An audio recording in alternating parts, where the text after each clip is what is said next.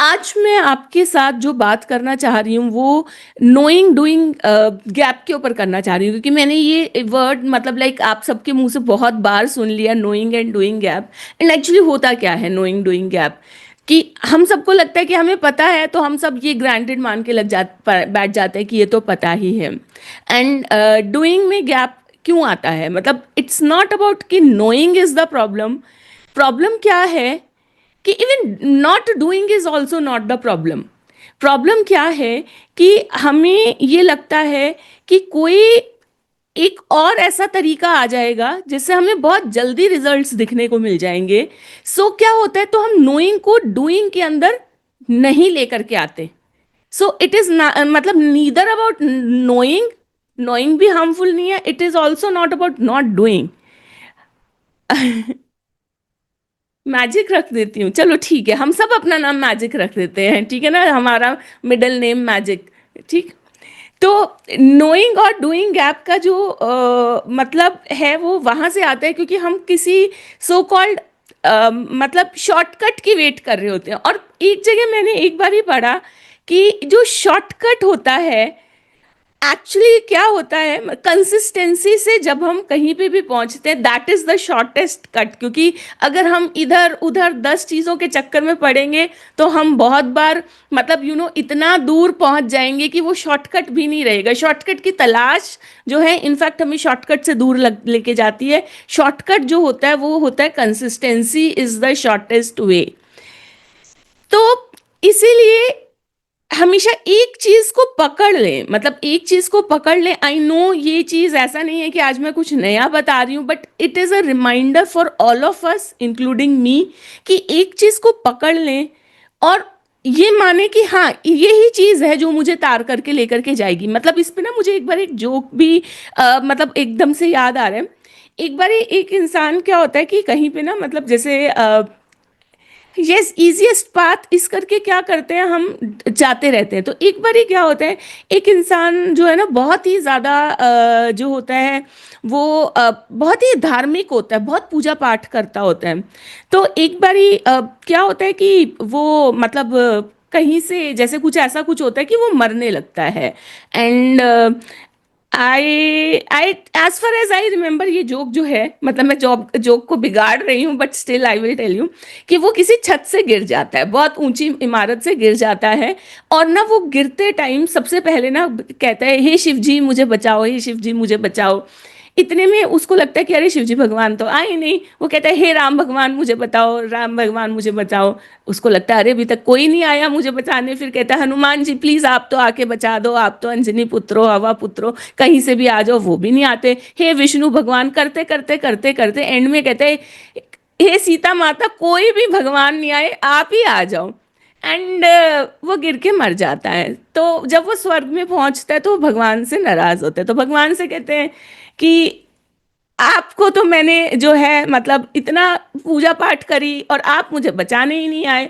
तो भगवान जी कहते कि अरे जैसे तुम गिरे तुमने कहा कि हे शिव जी भगवान आ जाओ, मैंने क्या करा, सांप डाले, डमरू उठाया, मैं आ गया। इतने में पहुंच नहीं लगा, तुमने कहा हे राम भगवान, मैंने तीर कमान उठाया, मैं आ गया। अब तुमने कहा कि हनुमान जी गदा उठा ली, तुमने कहा विष्णु भगवान मैंने चक्र उठाया। अब तुमने कहा जैसे ही सीता माता का नाम लिया मुझे साड़ी पहनने में देर लग गई।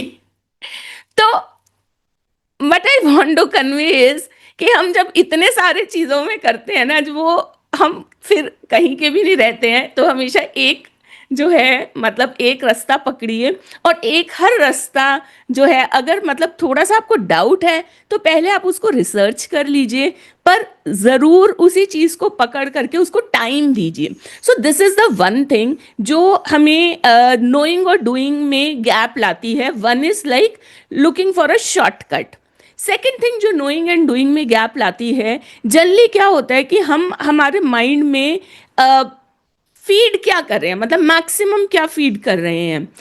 अगर हम माइंड को, आप अगर कोई भी ओल्ड टेक्स्ट पढ़ें, यानी कि 1940s से पहले के जितने भी टेक्स्ट पढ़ेंगे, हमेशा वो माइंड को ना एक फर्टाइल लैंड से कंपेयर करते हैं कि what you will sow you will reap. अगर आप पॉइजन डालोगे तो पॉइजन, अगर आप कोई ग्रेन डालोगे तो ग्रेन। सो माइंड में अगर हम मैक्सिमम टाइम नेगेटिव एक्सपेक्ट कर रहे हैं तो दैट मीन्स पहली चीज है हम अपने माइंड में नेगेटिव थॉट्स ज्यादा डाल रहे हैं। सेकंड चीज है कि नेगेटिव थॉट का मतलब है फेथ की कमी। मतलब आप अगर जो है पॉजिटिव एक्सपेक्ट नहीं कर पा रहे हैं तो that means you lack basic faith. And हम जब फेथ एंड करेज ऐसे वर्ड्स की बात करते हैं तो जनरली तीन तरीके की करेज होती है। One is the courage which is given to you by other person. जैसे मान लीजिए आप मुझसे बात करें और मैं आपको रोज आपके बारे में अच्छा फील करा रही हूँ, this is level one of courage. Okay, and इस चीज को लिखिएगा, ये वाली चीज बहुत ही ब्यूटीफुल है।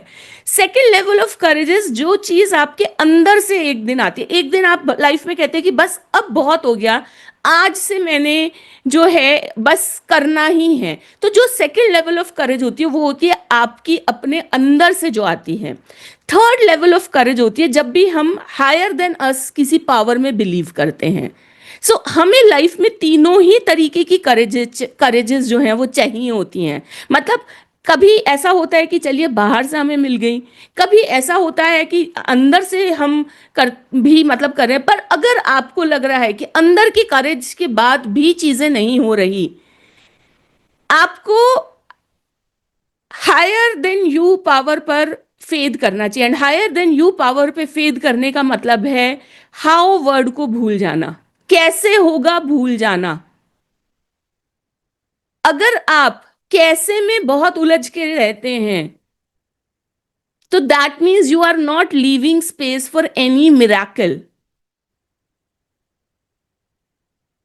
कैसे मतलब हाउ वर्ड में अगर फंसे रहेंगे ना, you are not leaving space for any miracle. And life में मतलब मैंने एक चीज देखी है कि जब तक मैंने मिराकल्स अलाउ करी मेरे पास मिराकल्स थी।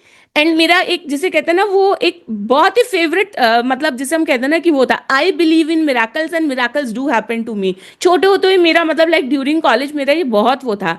एंड आई थिंक जिस दिन से मैंने शायद ये सेंटेंस भूल गई उस दिन से मिराकल्स बंद हो गई। एंड जिस दिन से मेरे को फिर से याद आया उस दिन से फिर से वही वाली चीज़ है कि मैं मतलब जो है मैंने मिराकल्स देखी अपनी लाइफ में। एंड मिराकल क्या है? मिराकल वही है कि हायर देन अस पावर ने हमें संभाल लिया। सो सेकंड चीज़ जो मैं आपको फर्स्ट चीज़ मैंने बताई, शॉर्टकट के लिए नहीं जाना, एक रास्ते को पकड़ो। सेकंड चीज़ है अपने अंदर नेगेटिविटी जब भी आ रही है ना, नेगेटिव थॉट्स को आप जैसे कल भी हमने कहा कि अपने आप को ये बोलो कि I am rewiring my self, this is an old pattern. सिर्फ ये कह करके नेगेटिव थॉट को नेगेटिव इमोशंस को पीछे करो और अपने आप को जो है मतलब करेज जो है तीनों तरह की करेज मतलब एंड डोंट शाय अवे, मतलब don't shy away. Low feel कर रहे हो, reach out reach out reach out in the group, reach out. मतलब अभी मतलब मुझे कभी कभी लगता है कि हम सब लोग ना अपने में इतना ज्यादा वो हो गया कि वी रियली फील कि रीचिंग आउट से एज इफ लाइक पता नहीं हमारी कितनी इज्जत बेइज्जती मतलब हो जाएगी। बट देयर आर ऑलवेज ऐसे लाइक हमारे लोग लाइफ में होते हैं जो हमें जज नहीं करते। You can always reach out and clearly से आई एम फीलिंग लो, मुझे हेल्प करो। आप ग्रुप में आप सब लोग तो ग्रुप में भी एक मैसेज डाल देंगे ना कुछ मेरी तरफ से भी आएगा ही आएगा। सो तीनों तरह की करेजेस को यूज करो। One, reaching out to someone. Second, अपने अंदर से। थर्ड, अगर कुछ भी काम नहीं कर रहा तो higher than me higher than you power पर हमने जो है करके उसके बाद हाउ वर्ड को भूल जाओ। कैसे होगा, जो होगा सब हो जाएगा। एंड करके देखिए ये हमेशा होता है क्योंकि अ, यही मतलब जो है लाइफ को इंटरेस्टिंग भी बनाता है जब आपकी लाइफ में इस तरीके से चीज़ें होती हैं।